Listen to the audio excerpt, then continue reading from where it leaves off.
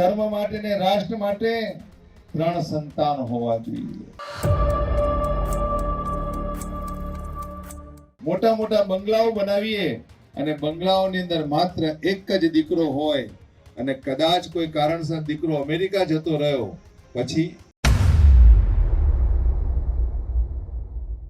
RP પટેલે ફરી એકવાર 3 બાળકો પેદા કરવાની સલાહ આપી છે અને નિવેદન બાદ રાજકીય વર્તુળોમાં ચર્ચા ફરી એકવાર ગરમાતી જોવા મળી રહી છે। કાર્યક્રમમાં ઉપસ્થિત લોકો વચ્ચે આ નિવેદન ચર્ચાનું કેન્દ્ર બન્યું છે, જ્યારે તેમના ભાષણના આ વિડીયો સોશિયલ મીડિયા પર વાયરલ થઈ રહ્યા છે। ત્યારે જ ન્યૂઝરૂમ ગુજરાતની યુટ્યુબ ચેનલને સબસ્ક્રાઇબ કરો અને ઇન્સ્ટાગ્રામ અને ફેસબુક પર ફોલો કરો। અપડેટ રહો, સત્યની સાથે રહો।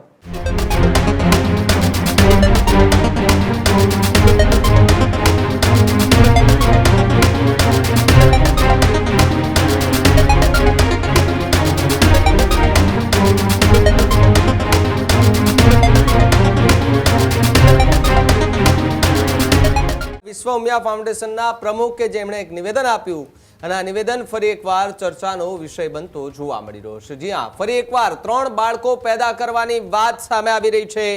આરપી પટેલે ફરી એકવાર 3 બાળકો પેદા કરવાની સલાહ આપી છે।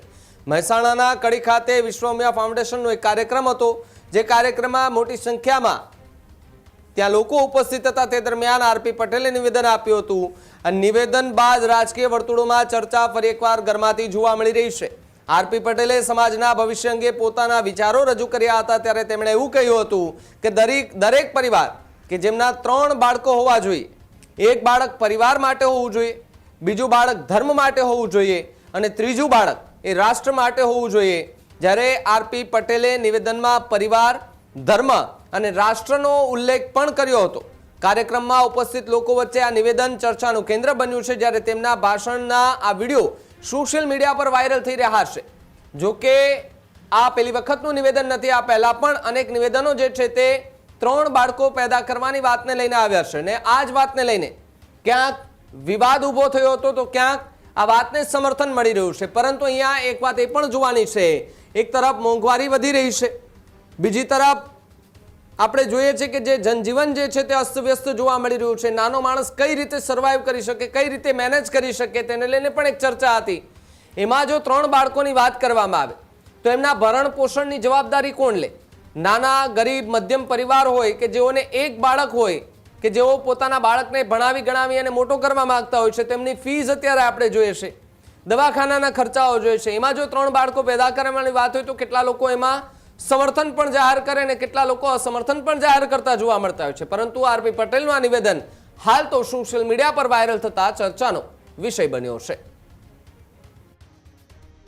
કે પરિવાર માટે, ધર્મ માટે ને રાષ્ટ્ર માટે 3 સંતાન હોવા જોઈએ। આર્થિક સંપત્તિ વધતી જાય, મોટા મોટા બંગલાઓ બનાવીએ અને બંગલાઓની અંદર માત્ર એક જ દીકરો હોય અને કદાચ કોઈ કારણસર દીકરો અમેરિકા જતો રહ્યો પછી ન કરે નારાયણ, કદાચ દીકરાને કોઈ પ્રોબ્લેમ થયો પછી પરિવારનું શું?